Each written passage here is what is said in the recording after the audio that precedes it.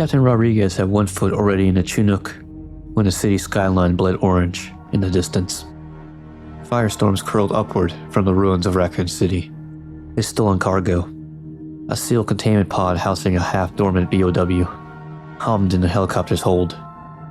Rodriguez didn't care what Umbrella planned to do with it next. He was done following orders.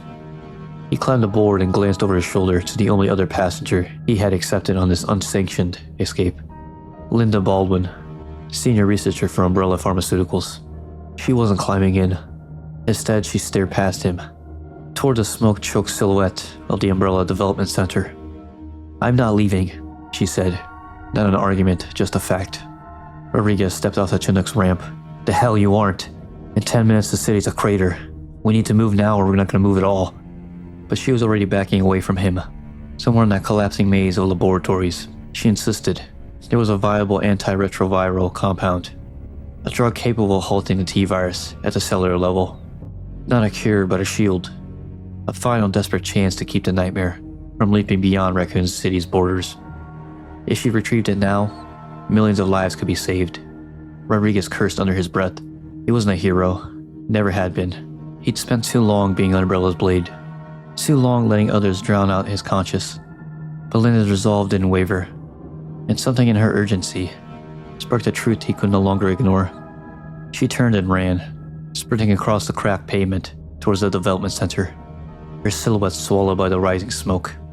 Rodriguez watched her go, then he closed his eyes, his jaw clenched tight.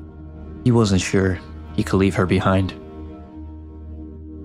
The Umbrella Development Center was filled with glass, shattered by the fires that crept in from collapsing districts beyond. A small group of survivors pushed their way into the lobby. Among them was David King. His eyes swept every corner, every doorway, assessing threats before they emerged. But they weren't alone. A lone Umbrella researcher, Carter, stumbled into view from a side hallway, clutching his shoulder and bleeding through his lab coat. Behind him, a shuffling corpse lurched out of the darkness, its fingers curled like rusted hooks. The zombie was almost on him when David acted. In one clean, decisive motion, he intercepted the creature and took it down before it could reach the panicked scientist. Carter collapsed against the wall, trembling. Moments later, the main door slid open with a scrape of metal, drawing everyone's attention. Linda Baldwin stepped into the lobby, breathless from her sprint across the city. She barely had time to catch herself before David, still keyed in survival mode, turned sharply toward her. His posture was defensive, mistaking her frantic movement for an infected lunge. Then the tension broke as David realized she was not another corpse, wandering blindly into their path, but a living, desperate woman who had risked everything to reach this place. The brief misunderstanding fading as they recognized the urgency radiating from her presence. Linda and Carter exchanged hurried assessments of the situation. The development center still held the compound, but the building had suffered structural damage, threatening to fail at any moment. Their time was short. Before either could form a plan, the facility's alarms erupted, deep mechanical sirens that shook dust from the ceiling. Emergency shutters slammed over doors, and the central AI initiated a full lockdown. The reason for the alarm revealed itself through the echoing shrieks reverberating from deeper within the complex. Hunters. They had escaped containment. These creatures were fast, agile, and small enough to crawl through vents and damaged infrastructure. Staying in place meant being cornered. Carter rushed the group towards a reinforced laboratory. Tucked behind sealed blast doors, a containment bay housing a suspended bioweapon, Tyrant R, the facility's experimental response unit. His intention was clear: weaponize the Tyrant to carve a path through the swarm of hunters. As the activation sequence began, warning lights shimmered across the Tyrant's containment tank. Carter seemed almost invigorated, emboldened by the thought of controlling a creature designed to counter Umbrella's own nightmares. He carried with him a detonator, linked to an explosive charge surgically implanted in the Tyrant's back, giving him the confidence to believe he could end it instantly, should it turn hostile. The tank opened. Steam poured from the chamber as the Tyrant stepped forward, his posture unnervingly still as it adjusted its consciousness once more. Then its head snapped towards Carter. The rebellion was instantaneous. The Tyrant's massive arm shot forward, striking with such force that Carter's equipment scattered across the tiles, including the fragile AT sample. The vial's contents, splattered across the floor, hissing weakly before evaporating into useless residue. Carter fumbled for the detonator. The Tyrant seized him. Linda attempted to intervene, desperation overriding fear as she attempted to pull Carver free, but the bioweapon struck her aside with a single, devastating blow. She crashed through a fractured railing and plummeted into the darkened depths below. The water treatment plant, far beneath the development center, swallowed her into its cold, echoing machinery. Above her, Carter's screams abruptly ceased, and the Tyrant, now free of control, turned its attention to the rest of the complex, stalking forward through crimson-lit corridors as the escaped hunters shrieked in the distance. David King and the remaining survivors fled the collapsing development center, navigating through fire-damaged access tunnels and broken maintenance shafts until they descended into the water treatment plant beneath the facility.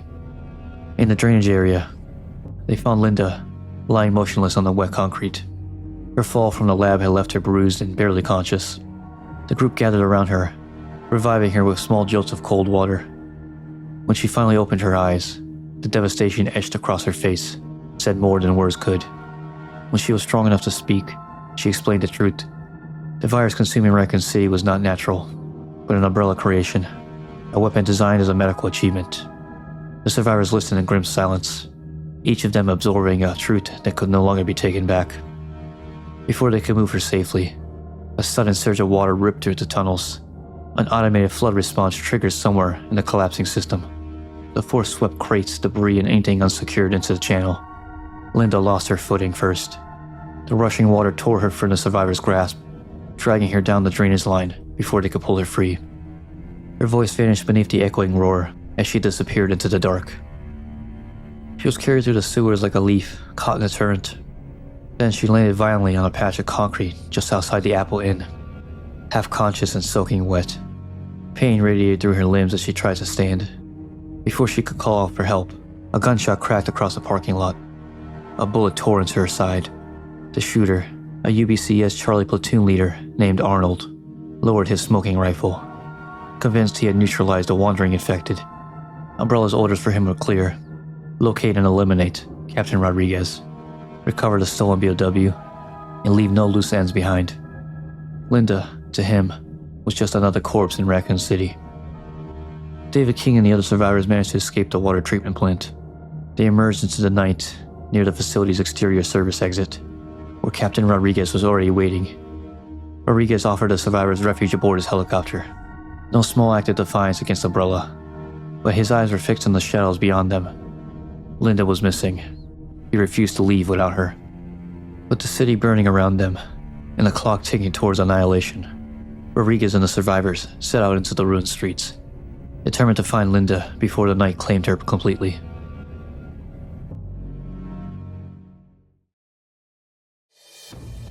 As the hours crawled forward, new orders crackled over military frequencies. The missile strike was inbound. All remaining units were to evacuate immediately. The UBCS remnants received a directive alongside Captain Rodriguez. It was the final confirmation. Raccoon City had been written off. There would be no rescue, only eradication. But Rodriguez had one more task. They found Linda barely clinging to consciousness near the Apple Inn. A makeshift bandage soaked through with dark red clung to her side where Arnold's bullet had struck. They retrieved her and took her to the waiting Chinook. Rodriguez guided the survivors aboard, urging speed. Every minute wasted was a gamble against the encroaching wall of death approaching from the horizon. As the Chinook clawed its way into the sky, below, Raccoon City awaited its final judgment. Ada moved through the sewers with her strength fading, every step marked by the lingering wounds she had taken in Nest. Her vision swam at the edges, but she pushed on through the stench and darkness until she found a rusted maintenance ladder. She forced herself upward until the manhole gave way, spilling her onto the street beside the Apple Inn. The city was nearly silent now. No gunfire, no surviving police sirens, only the moan of the undead. Ada slipped inside the inn, moving through its ruined lobby and into the room where her contact from the rival corporation was supposed to be waiting. Instead, she found a corpse. He had died by his own hand, the pistol still warm. For a moment, Ada stood still, noting how even professionals broke under the weight of Raccoon City's collapse. A computer terminal flickered to life on the desk beside him. The screen stabilized long enough to reveal Albert Wesker's face. The transmission carried no welcome, only judgment, as he assessed what he believed to be Ada's failure.